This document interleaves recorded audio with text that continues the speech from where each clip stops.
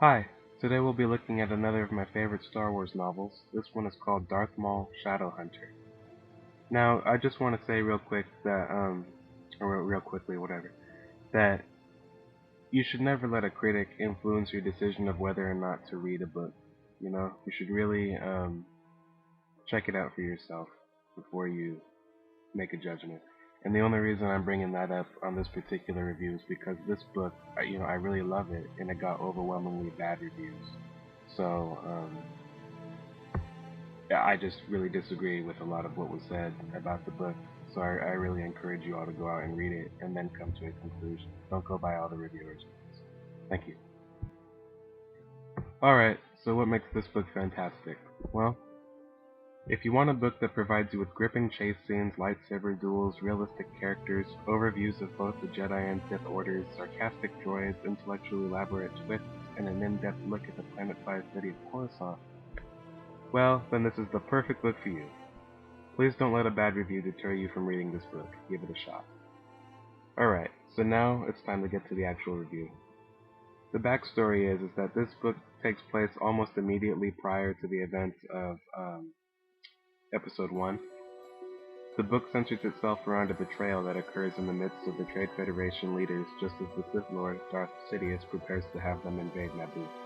A key figure has stolen information that could lead to the unraveling of all the Sith Lord's carefully laid plans, and the only man he can trust to undo this is his lethal and fanatically loyal apprentice, Darth Maul. The plot centers itself around four groups of people. The Sith, represented by Darth Maul and his master. The Jedi, represented by a young woman named Darsha Asant.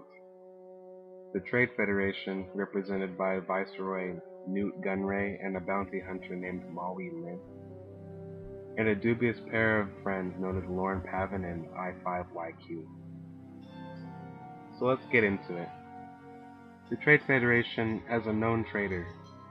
His name is Hathmon Kar, and he has stolen plans that are essential to the impending invasion of Naboo. Armed with this knowledge, Monkar hopes to find an information broker on Coruscant with the intent of selling the plans for a nice profit. What he didn't count on was the fact that Lord Sidious would be sending his apprentice to rectify the situation.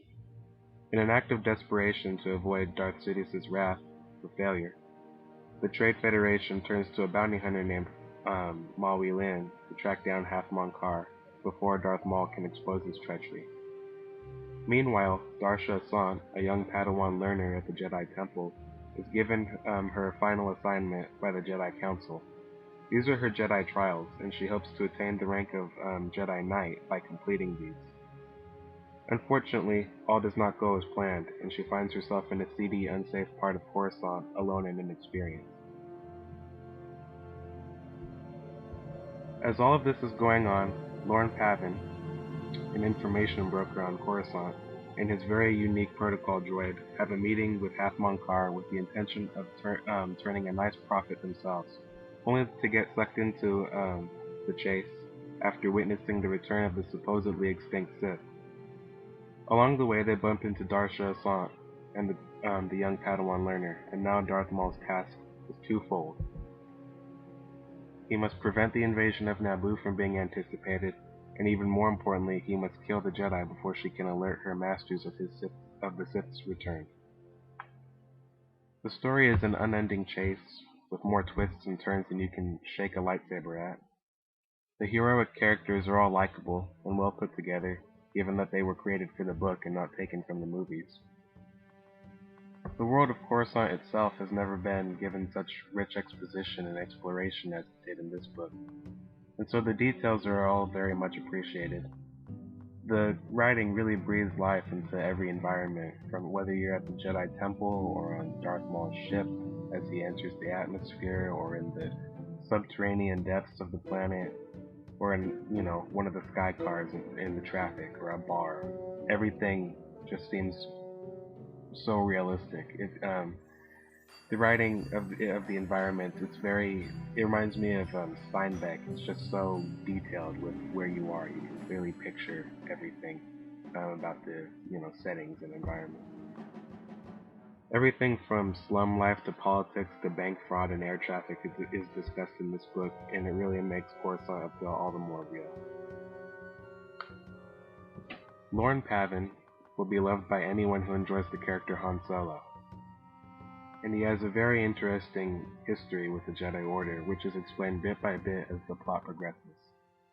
I-5YQ will be welcomed by any fan of HK-47 from KOTOR.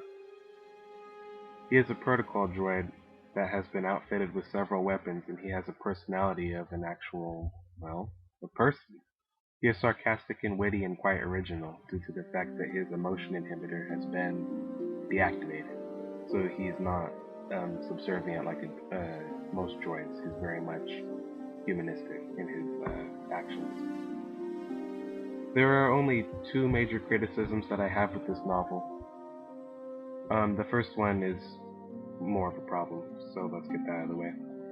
At times, the language can verge on being slightly verbose. There were times when I wasn't sure whether I was reading a Star Wars novel or watching an episode of Frasier. I'll provide an example. Okay, this is a small excerpt in which Darth Sidious is explaining the nature of the dark side. Here we go.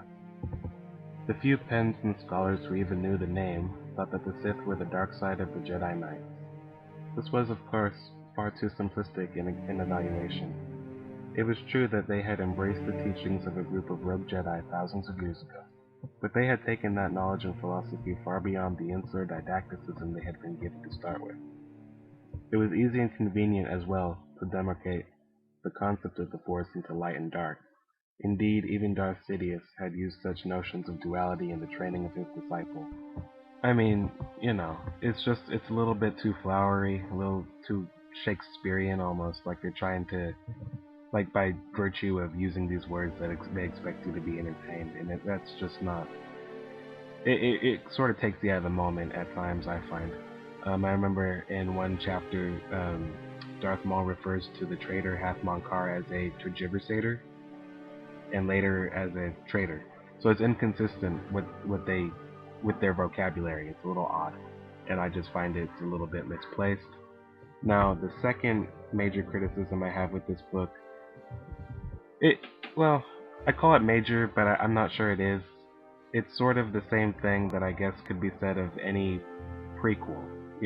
Because this book came out after The Phantom Menace was released, you sort of know how it's going to end. You sort of know that the Sith are not going to be exposed. But that doesn't mean that you can't find a surprise and be entertained by the thrilling chase. And you don't know how they're going to fail. The heroes, I mean. You don't know that they do fail, I should say.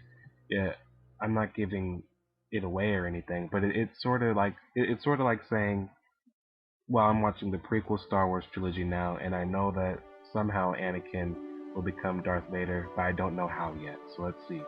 It still has, that value to it. So it's not a pointless read. That shouldn't deter anyone from reading it.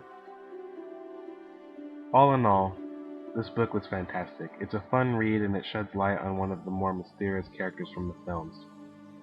Darth Maul as the central character is really, he's a good fit.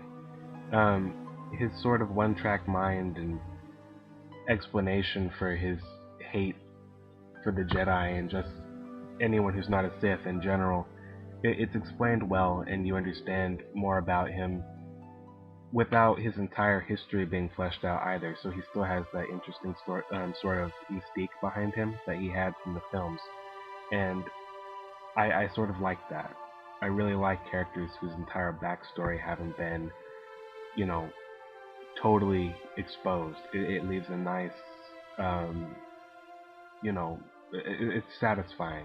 It's very mysterious, and it's appropriately done in this novel. So I would say not as good as Darth Vader Path of Destruction by any means, but it's a fun read, and I encourage you all to read it, or to buy it. It's cheap, about $5 is what I got it for. So if you see it in the bookstore, go ahead and pick it up. That's my advice. Bye.